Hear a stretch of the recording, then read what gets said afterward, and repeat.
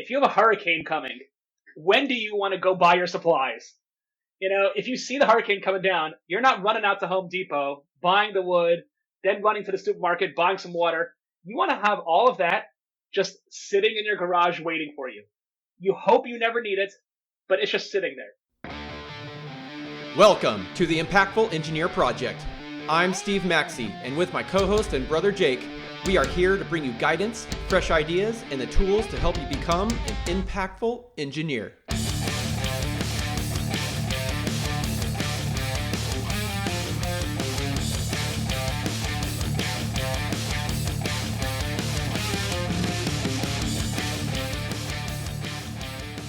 All right, welcome back to the show, guys. Today we have a very special guest for you today, Sol Rosenbaum. He is an owner of his own business, SR Engineering and Consulting. He's also started engineeringmentor.com as a side passion of his to help those younger engineers and those just starting out with any questions that they have, trying to give them a competitive advantage as well as just help them out with any of their questions. The real world tends to be a little bit different than school. So helping those people with that transition is a big part of what he loves to do. So welcome to the show, Sol. Thank you. Glad to be here with you guys. Yeah, glad to have you. So I think what I'd be most interested in hearing is your story and how you got into engineering to start. So yeah, I want to jump right in. Take it away. Right. Well, I'll tell you, some people have, you look at like first generation students or somebody like finds engineering and they're the first person in engineering in their family. I had completely the opposite story from that.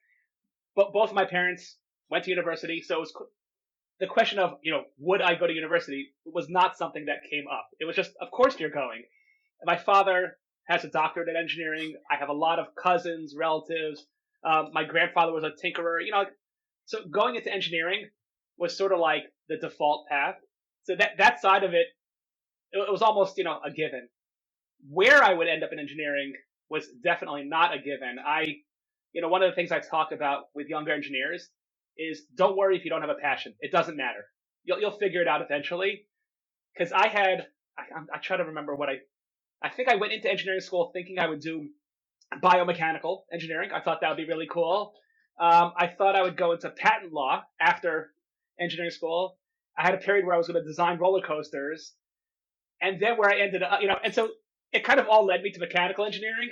But where I ended up in energy efficiency is something that I never even heard of until I graduated. And that's where I've been in one role or another for the past 20 years. So that's sort of in a nutshell how I got to where I am today.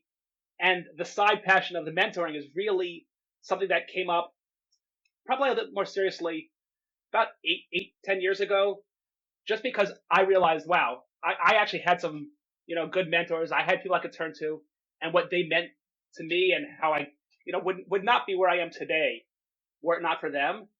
And this was completely not the case for many other younger engineers. So I kind of took it on as a side passion, just helping out younger engineers to have some of that same support. Yeah, that's awesome. I mean, Steve, this sounds kind of a lot similar to what I went through or what we're going through right now. Yeah. I stumbled into engineering. I don't think anyone, from our family was planning on going to college, or maybe they had tried and figured out quickly it just wasn't for them, right? Huh. We're all just like super hard workers, and that's what we do. We just work, right? Very blue collar. Very blue collar, and we were just going to get by just working hard. That was it. I followed my friend into engineering because I was like, yeah, let's go have some fun. Let's go to college. College is cool, right? I did okay in high school. Like, I did pretty well in high school. So, but it turns out, high school is just tremendously easier than an engineering school. So it was hard. It blew me away. That's a real, sort of a trigger point for me on some of these things. Because, I went through high school. You're like, oh, sweet. I'm like top of the class. This is easy. No problem. Yeah. And then you go to engineering school, especially, engineering school in general is very hard. I went to a top-ranked engineering school. So that they're not, the average student there is, generally stronger academically than the average student at a state college. So not to diminish, I think there are great students, strong students everywhere, but like the people that you're in class with are all those top students. it made me feel really dumb that Sure. first year. Oh my God. It was bad. It's a humbling experience. Yeah. Yeah, for sure. It's like, oh, I do got to know all that stuff. Crap. What? But like, part of that is, one of the things I cover, in my material and what I want to cover in my future book is that's normal. It's okay. But nobody tells you that. And so you feel, oh my God, I look around, everybody's getting straight A's, right? I'm the only one who's struggling. I'm the only one who failed a class. And nobody talks about that. If they would just talk to you about it and just let you know, hey, here's the expectation, it would make life so much easier for so many younger engineers. Yeah, and if the talking about it was happening earlier, they could be making decisions to better themselves, right? Because I was just woefully unprepared to go to college. The financial aid wasn't there for me. I had to work 3 jobs just to pay rent, get my books. Took out loans just to pay for the tuition, the class part of it. And it's like, so I failed a couple classes. I was working too much. I told my teacher, like 3 weeks before the final, I was like, yeah, I've got like a C- in this class. I work way too much. I'm trying, but it ain't going to happen. I'll see you next semester. He just laughed. He's like, yeah, I can tell you're overworked. I can tell you want it, but you don't have the time and you're tired all the time. And he's like, I see it. So make some changes, come back next semester and let's kill it. I'm like, okay, deal. So I did. I came back. I got an A in the class. Right. It's all about just having the time, right? So if I knew the challenge going in, I could have made some preparations. Yeah, I mean, no doubt that there are challenges that some students face that other ones do not. But what I love about your story there is that's something that, as an employer, like, okay, 3 years following that, you come to an employer and say, yeah, I was working my butt off just to pay for things, and I failed because I just simply did not have the time to focus on it and whatnot. But then you share your story of how what did you shift? What did you change so that you could eventually overcome that challenge? I love those types of stories. And from an employer standpoint, it's like, all right, this says a lot about this guy that, things were hard and he got past it. If you have that story, use it. Don't hide from that story. I used it when I got my first engineering job. Like, yeah, it took me 5 years. This is why. But this is what it gives me when I'm coming into your business. If I'm only working for you and I don't have to go to school, guess what I'm going to be able to do? I'm going to be able to come in here and learn your systems and kick some ass. And they were like, oh, laugh about that. Well, I worked at a pizza joint before that, so I was like, I can come in and make you a great pizza. And they thought it was great. But because I didn't have any engineering experience beyond school at that point in time, so I was like, what do you want me to say? I know nothing. Here I am. And that's fine.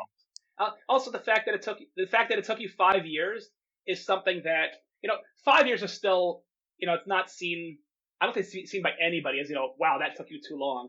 But some students, listen. It was my expectation. Yeah, and that's fine. But I think that there are some students, you know what? It takes you 7-8 years because they're the only they're getting no family support for the college, or they got married and they have a little kid at home. Whatever it is, you know what? At the end of the day, if you fit all of those. If you finish your degree, that's all. The employer wants to see the degree, and that story will certainly help you out. But if it took you 7-8 years, don't be embarrassed about that. That's totally cool. If anything, it's a strength because it shows that you have the tenacity to keep chugging at it. No matter what adversity is out there. No, that's true. Because and if you can show some progress, then you got it. Right. Chugging along and not making any progress is bad. True. Very true. If you're going to make a little bit of progress and you can really struggle through some stuff, that's a strength. No, it is, and I think that comes into play when you're talking to people, when you have your resume out there in your interviews. It's all about sort of framing the way you're telling your story. If you come in there, you're like, yeah, I failed 5 classes, and they're like, well, why? And you're like, nah, I didn't really care. That doesn't look good. But if you kind of say, hey, listen, I had a lot going on, I had too much on my plate, and here's what I did to be able to get to that next step, all of a sudden you turn the story, and it's like, oh, okay, wow, that's a strength. Steve, how long did it take you to get through college? Were you the amazing student? Oh, absolutely not. No. Sure you did, considering you're 5 years younger and graduated a year after me. No, I started university a couple years after high school, and then then had to go part-time for a year, and then it took me 5 years. Right. But you finished. Right. And that's really, I you did. know, that's, Yes. And I mean, I was going to say, Yeah, and I was gonna say you're in a great position now, like, and you're doing fantastic. So yeah, I mean, as you've seen on my comments before, Saul, is I graduated high school with a 1.9 GPA, and not because I struggled in high school, it was because at that time I did not care about education, and so I had to find other ways to get into college, and right. but the way I was able to do that was to prove that I had the work ethic and the capability to succeed there. And so I had to go to school part-time for a whole year as a non-admitted student and present a stellar track record, with GPA, as well as, the work that I did, and use that as my package to get into the university. Right. I'll tell you, the truth is, you get some of these 18-year-olds who are just going into college.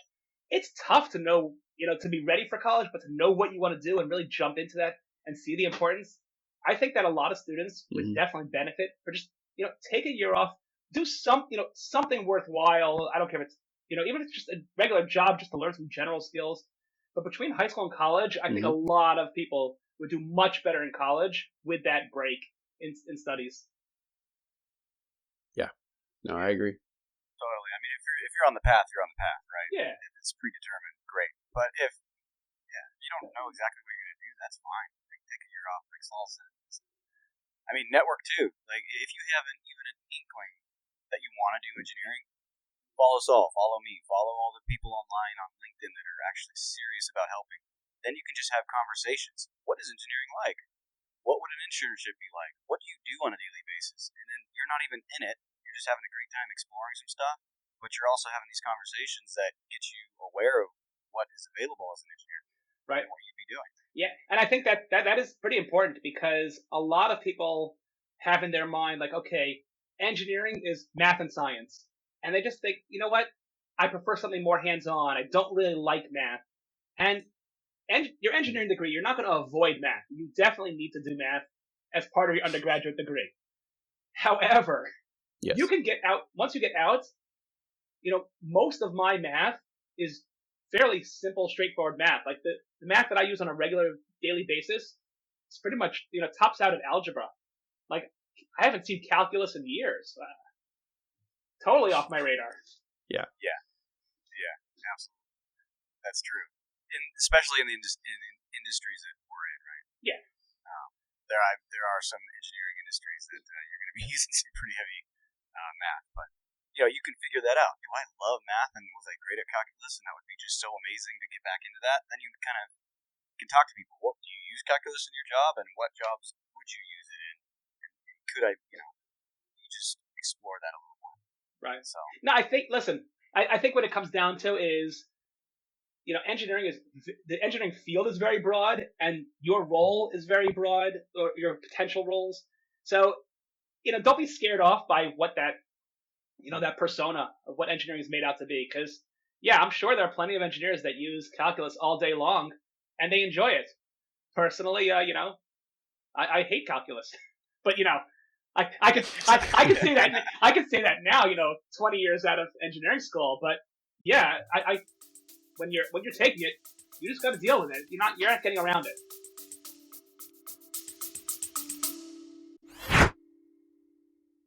Hey, my fellow impactful engineers, if there's one thing that you could do to help out this community, it's to keep listening to the podcast, but also that if you found value in it, to share it with one person, give us a 5-star review, or even leave a text review. It'll only take a few seconds of your time. Find that person that you think could enjoy some of this or learn from it, and pass on the good word. Now back to the show. Right. Yeah, so let's take a little bit of time and kind of tie in for the audience if they're new to engineering or in school still. What MEP engineering is, how it might tie into your business, Saul. I know you're on the energy side, and you might do audits or property evaluations or something like that, or equipment evaluations. So why don't you go in a little bit about yours, and I can kind of briefly talk about it. Right. So when I graduated from engineering school, I was sort of looking around. I found this firm. I specifically was looking for a smaller firm.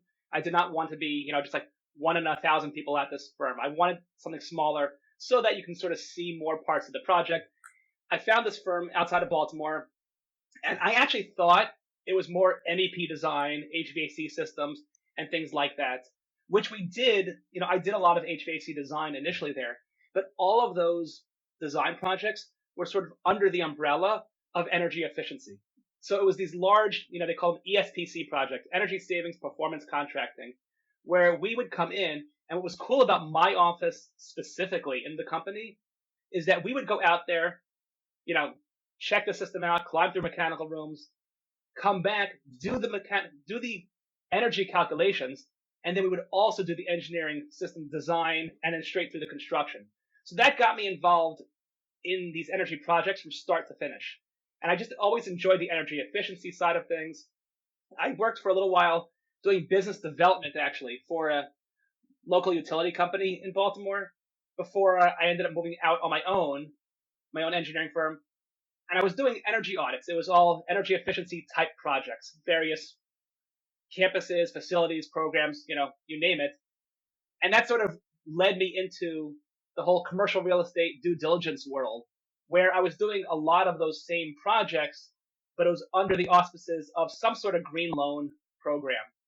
And then, of course, as things happen, it kind of morphed into, okay, I'm still doing those.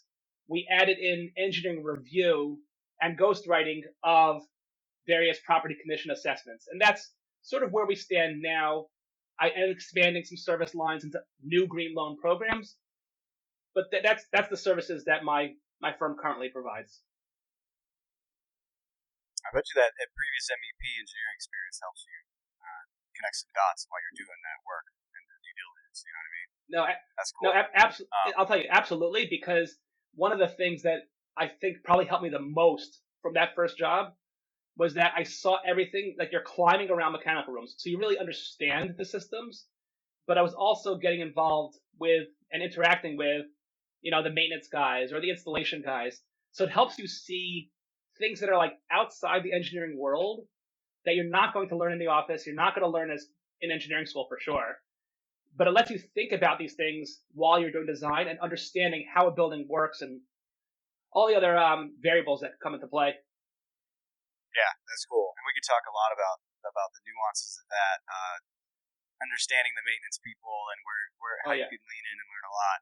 But I'll talk just a little bit about MEP. You touched on it a little bit, but if someone going to Wentworth Institute of Technology or something like that, one of the top ranked technical schools in Boston area, probably is aware about MEP, but I don't think everybody is. A lot of people I talk to that would love to be an MEP engineer don't even know what it is. You come to find out that would be a great fit for them.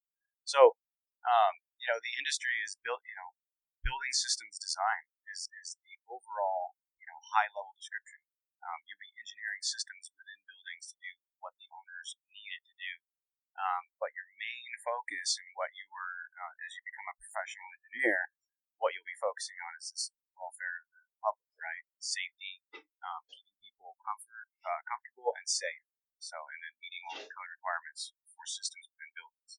So, you have mechanical, electrical, plumbing systems, process systems, anything that you need to be moving around in that building to run equipment, keep people comfortable, keep them safe, is what is all encompassing of MEP engineering.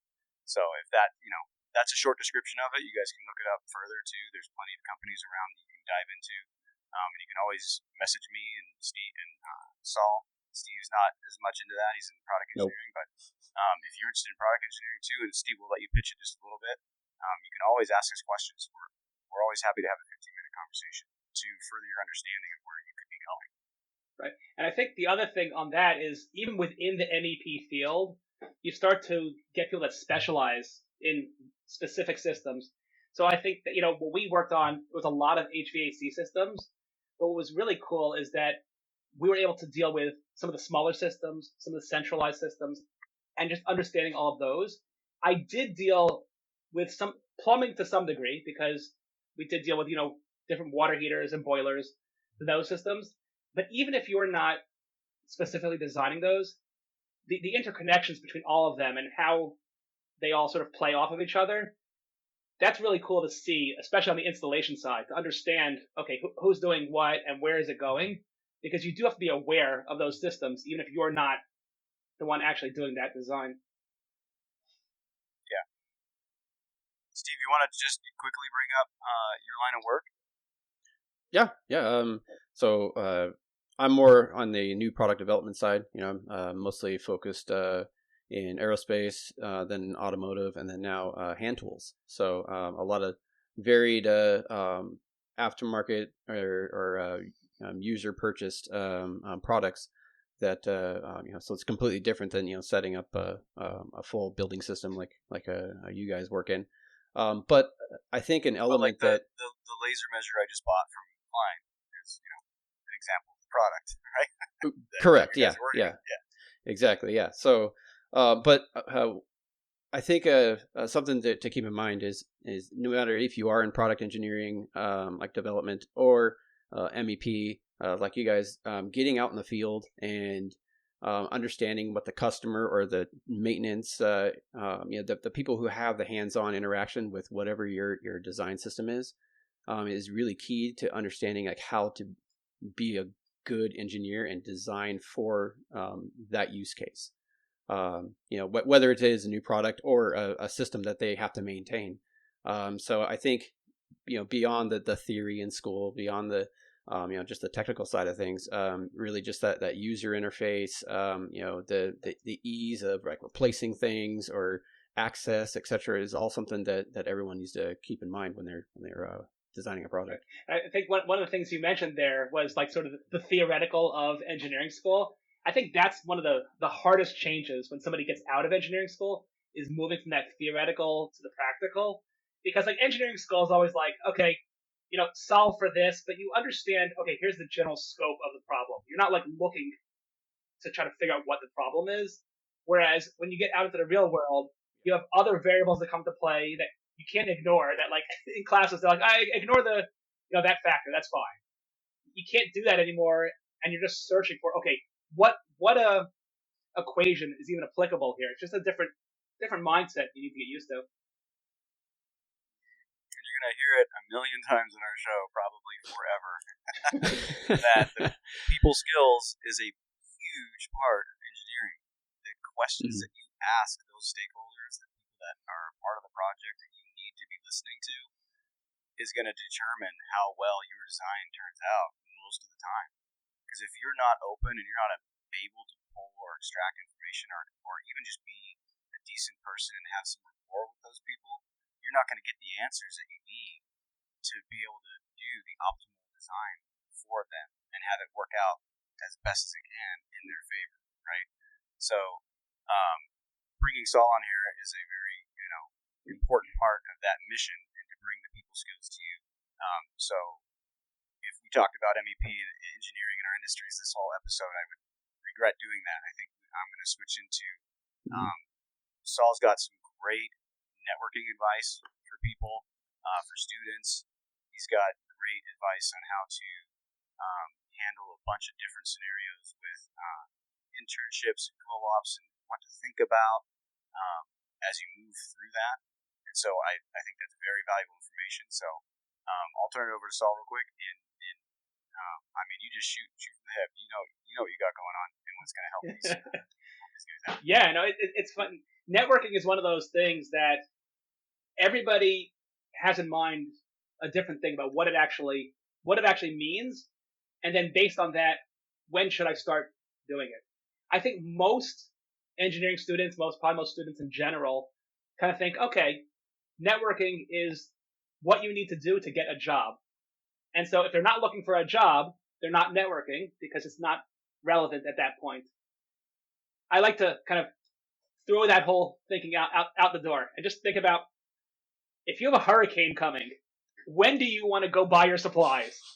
If you see the hurricane coming down, you're not running out to Home Depot, buying the wood, then running to the supermarket, buying some water. You want to have all of that just sitting in your garage waiting for you. You hope you never need it, but it's just sitting there. And it's the same thing with networking. Get it all together, start making those relationships slowly over time. You start to really connect with people and have a quality network. that just sits on the side. You're not asking anything from those people at the time. You don't know when you're going to use it. And this is why I say, just want to network for networking's sake. And then down the road, yeah, you definitely will need a job at some point. And even once you get into that job, hey, we went through some craziness over the past few years. What happens if, your industry just really gets hit hard and your company closes down tomorrow? Who are you calling? And so having that network is sort of like that little, what's the good word there? Just like, like that little, safety net. Yeah, it is. It's a safety net. It's sort of your little trick that you can pull out. It's a resource pool. Yeah. Mm-hmm. 100%. I was going to say tech. I was going to say tech when you said, just in case your, business goes down, tech. I mean, yeah. I've talked to so many people that have been laid off from Amazon and Facebook and stuff. And it's just like, but most of the people I'm talking to, it's because we're out networking.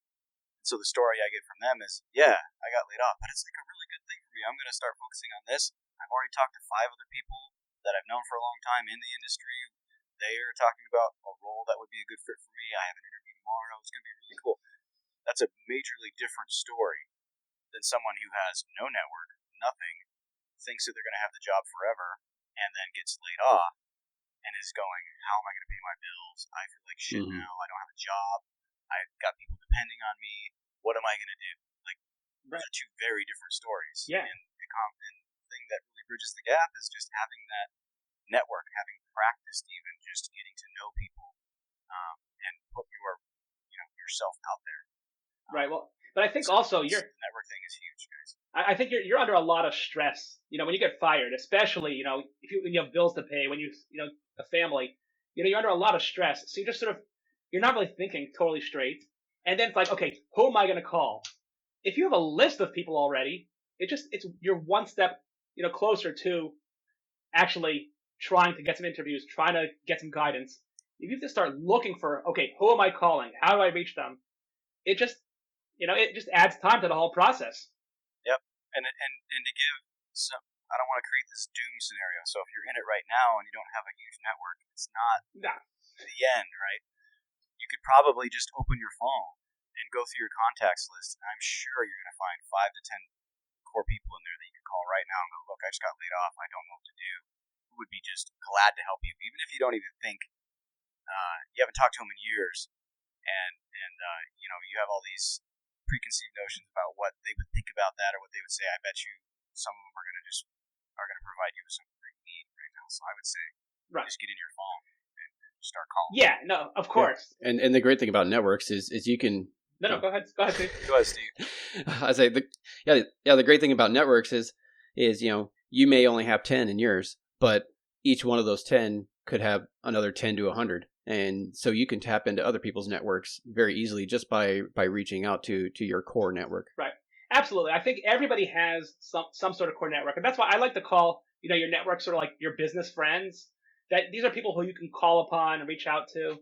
And that's why you're right. If you have 5, 10 of those people, that's fine. Don't get all bent out of shape. But it is, to some degree, it is a numbers game. So if you can, over time, let's say you add, let's say you take somebody who's a junior in college. If once a week they meet somebody new and they start connecting, they could have 40 potential people that know them, that they can turn to for advice, already by the time they graduate. It just helps out to kind of build that up. But you're right. I don't think that it's just doom and gloom if you don't have. It's fine. It's just, hey, wherever you are, start, kind of being a little bit more proactive with it. It can never hurt. Yep. So the fact of having a network is, the power of it's pretty clear. I want to get into maybe some action items that people can do on a daily basis. I've got one I want to share that might be more just about advice on how to break through, and then we can share some more advice on exactly how to start networking, practical ways to start executing. I'm big on execution. That's going to be a theme from me. One thing I hear from people is like, yeah, great, network, awesome, but what do I do to start networking? And it's weird to start trying to network and have that be known that that's what I'm doing, when in fact, it's not weird, and it's actually the best thing to do is to tell the person that you're trying to connect with, hey, I'm an engineer, I'm a junior, I'm just trying to get to know people in the industry, trying to get to know colleagues, fellow students, whatever, anyone who's close, right? So I can start building a network. Would you be open to having a 15-minute conversation about that? I'd love to hear what you think about it, and maybe something good comes out of this. That's a perfectly fine thing to say as an approach to having a conversation with somebody. If you try to go the route of like make it happen organically and you're just out and about running around and you have no intention, but you're like, maybe I'll find somebody, and we'll start chatting and then small talk and it'll be all like natural. I literally walk up to people and I go, hey, how you doing, man? And they go, hey, yeah, how's it going? Hey, just want to, we're all here for a reason at this place. What, who do you work for? What do you got going on? Like, what's great about engineering for you? Let's chat a little bit. I'd love to hear what you have to say about it. And then that's a complete invitation to come right in, and then more people come to talk, and it just makes it easier to get yourself in. So just make your intentions known is kind of what I was getting at, Right, and I think sort of what I tell a lot of younger engineers is when you go out to talk to somebody, approach it that you're learning from somebody and you're looking for general guidance. I'm not asking for a job. I'm not asking for something specific, because you're right. If you come to somebody out of the blue, be like, hey, I just graduated. Here's my resume. What do you have?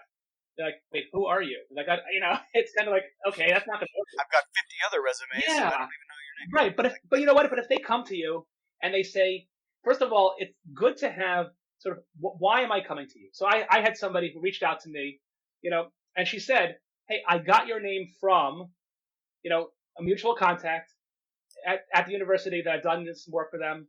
And she said, hey, I'm looking to get into the energy engineering field. Do you have some time to meet with me and help me along with my job search? She wasn't asking for something too specific. It was just general advice.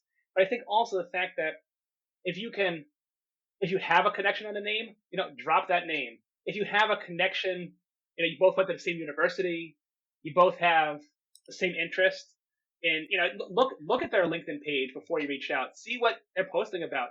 If you see something that catches their eye, be like, hey, maybe you both have the same hobby or the same sports team. It doesn't have to be engineering related. And just say, I'm in the field and this is what caught my eye. I want to know if you could, take a little bit of time to give me some guidance. That's right. Gather some ammo first. Oh yeah. Do some research on them. They'll appreciate that. That's not you being, a manipulator. That's you actually putting the time in instead of just running by with an ask, and then if they don't get it, they don't say anything ever again. You need to make those deposits. Engage with them on LinkedIn. Get to know who they are a little bit. Bring some conversation to them. Bring some value, I guess, to them. And then you can say, right, make the ask, and it just makes it so much easier, and the recipient more willing to respond. So. Yeah, and I think that because you're making it's not this relational, like, okay, you give me this, I get that. It becomes too transactional. That's the side of networking that everybody looks at and goes, wow, that's like really slimy. You're just using me. And I think everybody hates that. But it's like the classic, stereotype of the used car salesman. Like, nobody wants to feel like that. But if you just, like you said, engage with their post, ask some questions, it shows that you're involved and you actually are interested. And then down the road, there's a lot more potential for you to come sort of, cash out and say like, okay, hey, could you help me? Now they're willing to because they see you're more genuine about that. Just be curious. It's going to be really obvious if you go, all right, so Jake said to and Saul said to XYZ, and then you just start boom, like doing it. Right. It's going to be really obvious that you're just doing it because that's what somebody told you to do. You have to have some genuine curiosity and, a level of awareness of how you should be interacting with people to execute on that, and it's all for the general betterment of that person, you, the community, everyone that's involved in the engineering world. That's the point. It's not, oh, I'm a guy that needs a job, and so I'm going to start just poking and making deposits here, and then I can just ask, and then great. It's got to be more than that, or else it will be very obvious that it's, what you're doing, and it's just not important. Because the emotion, the feeling is not there. Yeah. but you could also, I think, a lot of younger engineers are sort of afraid to join the conversation sometimes because they look at themselves and they're like, okay, all of these, so-called experts or more seasoned engineers are having the conversation. Who am I to come in there? But the truth is, I think, there are senior engineers that want nothing to do with younger engineers. That they are out there, but I think they're relatively few, percentage wise. For the most part, we all, we remember we were that young engineer. So if you kind of come into the conversation, like could be on LinkedIn, you could just say, hey, I'm new to this, new to the field. I'm a young engineering student. Can you explain, what is the application of this? Like what kind of situation would they use this product? Engineers love talking about their work. Come on, they'll pull you in, and it'll certainly help you out there. Yep. Yep. I had a thought while you were speaking, and I tried to bump it out of my head and listen. So I appreciate your point on really digging into their what they have going on and asking them about it. That's amazing. That's perfect. I would love if someone messaged me and said, hey, I saw this impactful engineering thing. Hey, what's it about? I think it's about this, but tell me more. I'd be like, oh yeah, that's not going to work, and I'm just going to, I love it. But I was thinking, with the comment of there's those bad senior engineers out. We're not bad. They're not bad. They just don't like to help younger engineers. They got their own thing going on, and they don't care. It's not on their plate to help people. And I was thinking, you're going to get a no, or someone's not going to respond, or something like that, and that kind of hits you a little bit. But have some grit, have some thick skin, and that's part of building that, right? Is getting those no's. Just swipe them right off and keep going.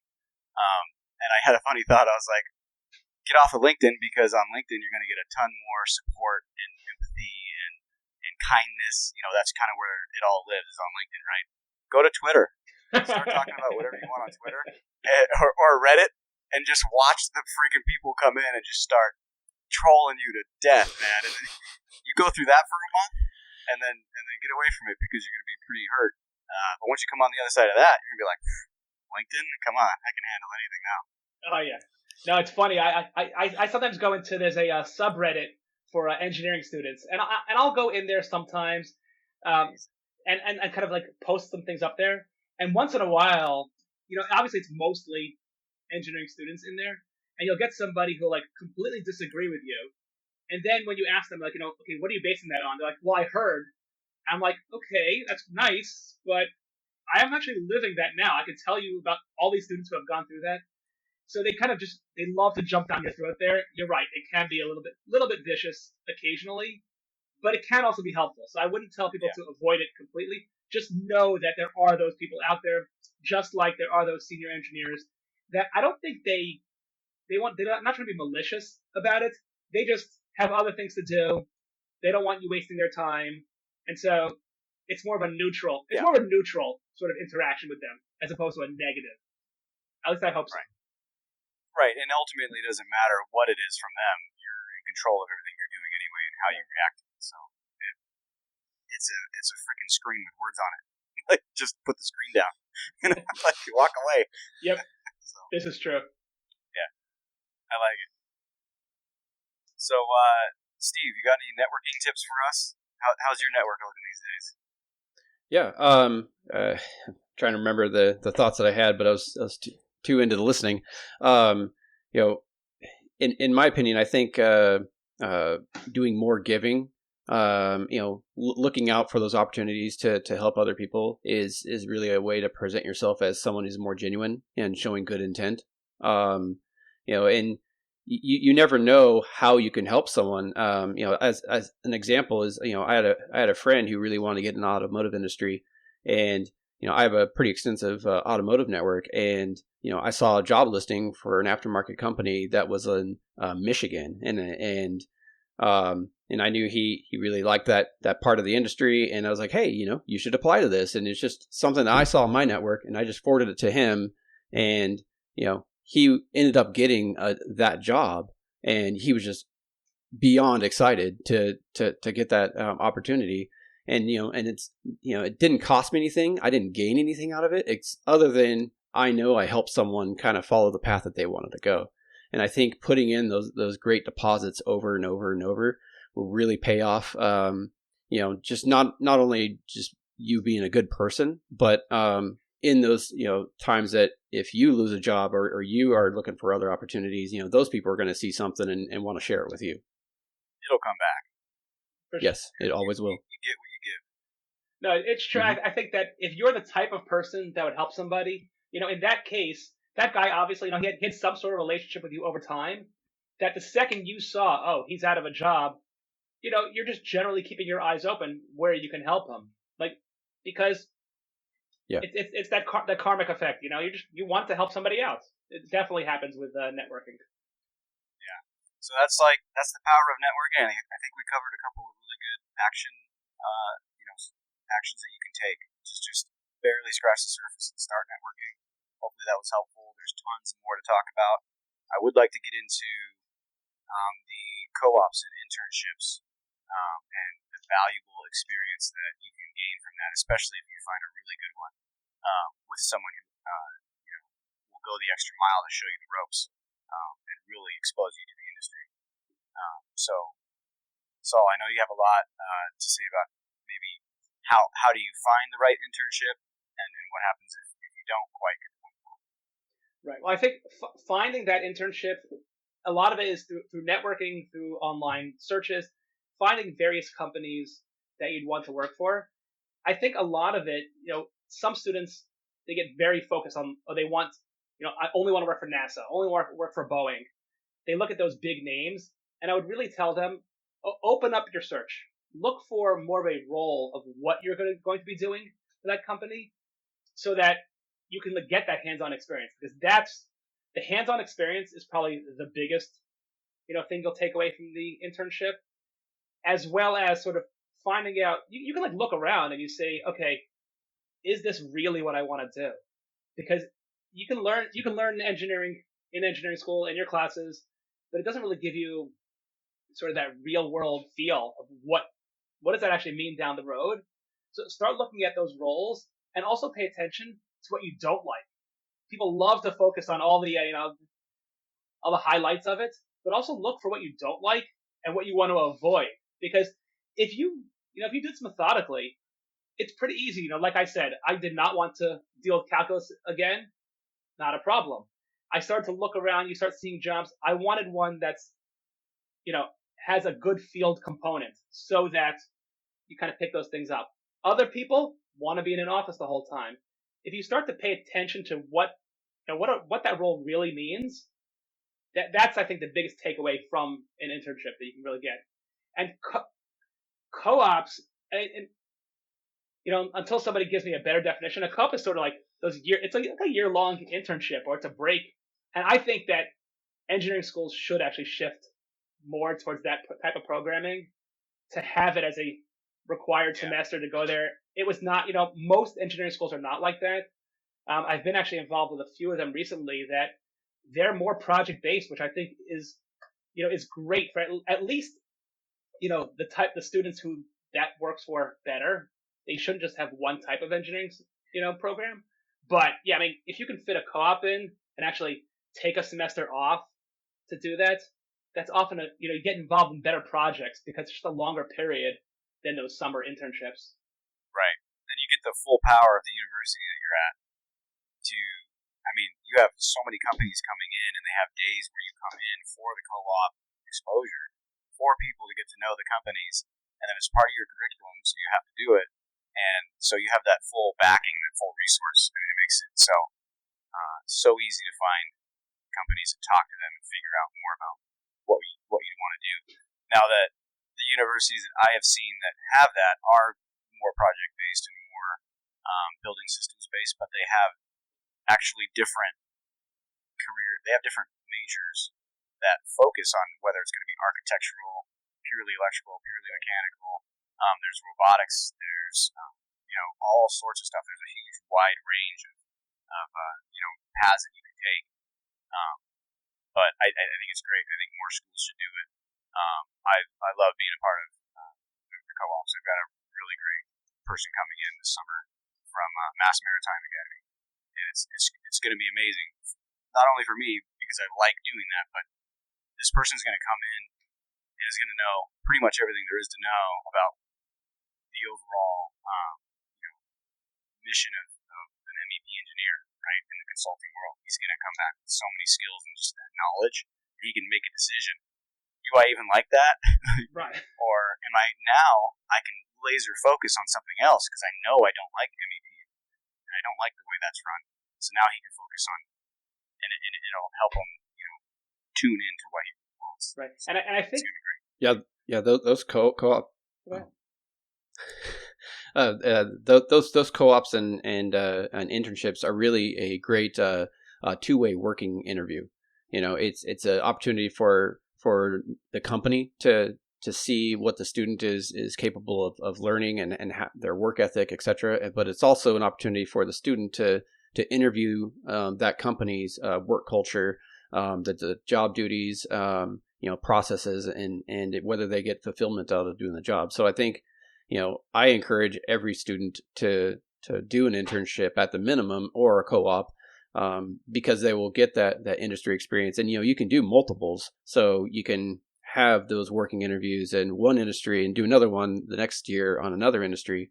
And then as a hiring manager myself, we always look to our interns first before deciding to go outward and try to pull in new graduates, because we already have that working relationship already established. Right. And I think that, what you're saying is it sort of saves that time of ramping them up on those basics. They already have, a few of the systems in place. Mm-hmm. They know what you're doing.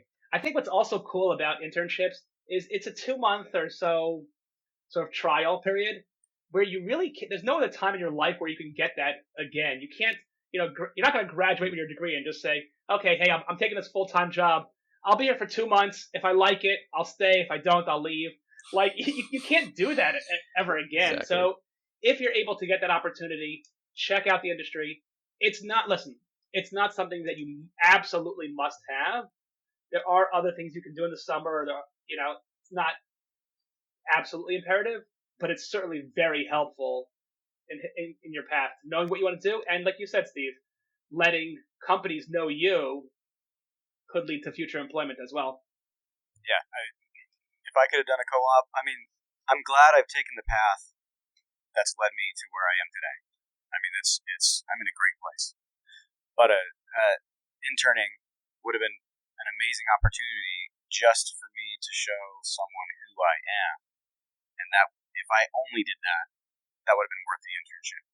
So if you can get really good at conveying to somebody in an interview and severely compressing that time period, right, and being able to convey who you are, in an hour or two, maybe a couple interviews, get really good at that, because then you can take, if you haven't done that internship, you can then skip the internship time, but then still be able to convey at least who you are, your core, what you believe in, what your ability to learn new things is, like, give examples about where you've worked in the past, or how you came to these realizations about who you are. If you can convey that kind of information, it's going to give you a leg up, because the more information you can give an employer or a hiring manager about the stuff that's behind the curtain, not just the questions that they're going to ask, and do you know this technical thing, and whatever. The more you can give, the more ammo you're giving them, and the ability for them to make a decision that's in your favor, right? So, right. Or it could be that they don't like who you are, but still, that's important too, right? Let them know who you are, so if they don't like it, they're not bringing you in, and then you don't fit the culture, and then it's just a set up for failure. Shit show. Yeah, you don't want to do that either, because that's a hard thing to go through. I've done that before. So, right. But I think also, personally, have not fit well at all. Right. What's also funny is if you find, you work at that company for 2 months, you start to see things about the industry in general, and just you talk about knowing your clients, knowing your product. Even if that company itself turns out okay, that was a complete disaster, there's no chance I want to work for them full time. If you go work somewhere else in that industry, you're still coming with a knowledge that nobody outside the industry, anybody who's never worked in some role, would know. So it's just, you can frame it all and really come to them with that as a net plus for your candidacy. right? Yeah, I think internships and co-ops are especially valuable for people who are introverts, because as an introverted person, you are not predisposed to be able to sell yourself very well. And so if you have that experience in an internship or co-op, you have that ability to prove who you are and your work ethic and your abilities, and also practice on communication skills, which I think is also, of course, a giant skill set to build. But introverts can be very effective communicators. But I think just getting into that internship role or co-op role is an effective way to get that started. That's a great point, actually. It kind of takes the pressure off, right? And you can just come in and be like I was when I got out of school, the quiet person that gets shit done. Like, and then they can see that. You know what I mean? You can prove it over time. When you have a compressed hour-long interview, you can't really just be the quiet one.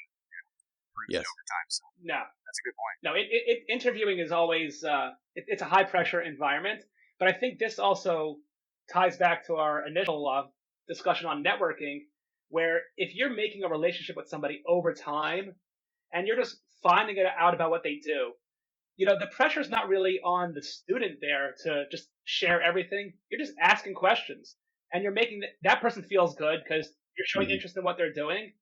It really, building it over time, it's the same as what you were saying with internships. It helps, that relationship over time get built. And as an introvert, that can certainly be a lot more comfortable and easier for them to maintain. Yeah, for sure. There's people I know, wherever I've worked, that if they had come in and I was the one doing the hiring and I had an hour together, that probably wouldn't have hired them because I just wouldn't know who they are, right? I couldn't peel it out of them, But working with them for a year, it's like, man, you got a lot of good stuff. Like, you're an awesome engineer and an amazing person, but it takes time to develop that. Yeah. So, Saul, this has been great. There's a ton of content in this episode that I think is going to help a lot of people. What I'd like to do is kind of turn it to our final questions for the episode.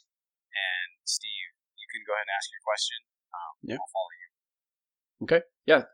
Saul, so in about 10 years, where do you see yourself, as a professional, a mentor, and as a person? What does it look like in 10 years for Saul? Yeah, well, I'll tell you, I love the engineering firm, and I love sort of the combination of the technical work all together with the marketing, the business development, and all those things. So I certainly see the firm itself continuing. I do have a push currently to kind of increase my mentoring work. I showed you guys before. This is sort of my notes for my book that's in process. Hopefully that'll be a 2023 completion. So I would like the mentoring side of things to get bigger. I love talking to younger engineers, different engineering societies. So if there was the possibility for, kind of making a living doing public speaking and talking to them, I would certainly be open to that because I really enjoy that side of things as well. That's awesome. Dang it. I lost my question. We'll just cut that out. No cutting out. We're going to just keep going. You'll think of it after I ask my question. Dang it. I was just listening. I was too into it. Hey, Steve, what I do is you see me every once in a while. I have a pen because I'm just like you. I know. You're way better at that than I am. I things shoot right out of my brain, man. They go, what? So when I get it, I go, and I go and I write it down.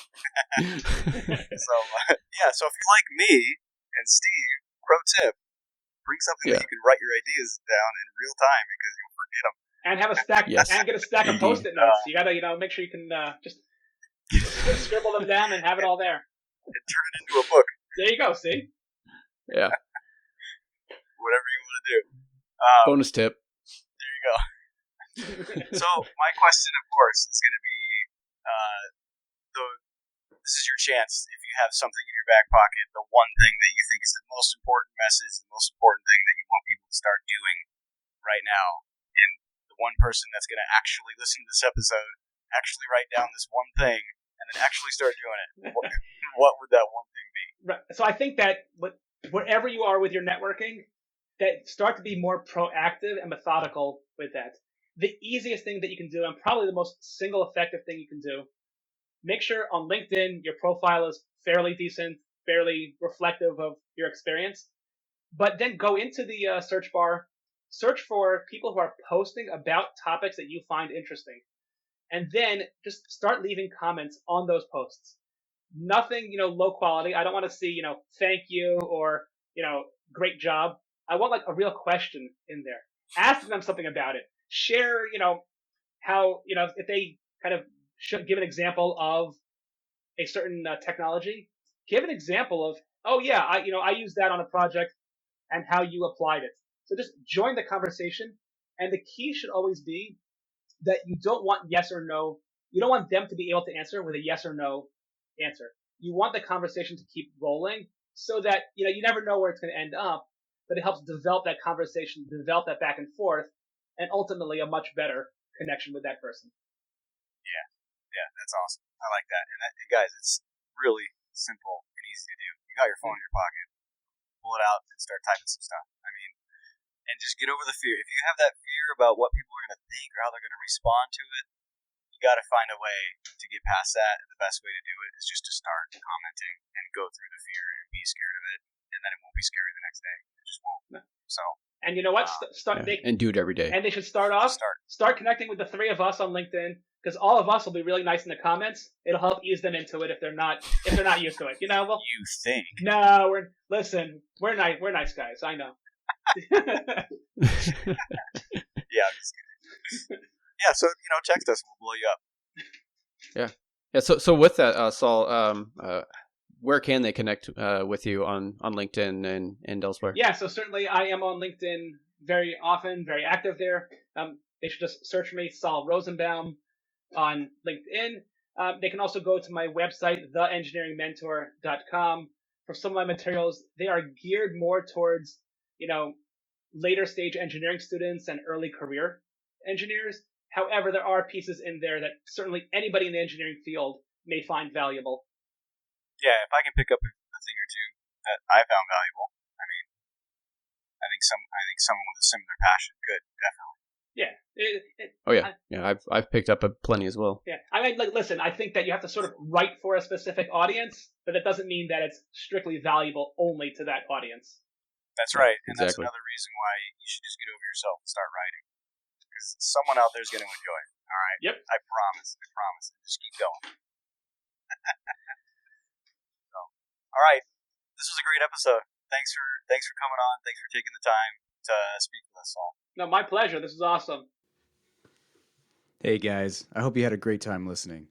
Maybe you learned something new, maybe you got inspired, or at least took one thing away that you'd be able to use. Maybe you just had a good laugh.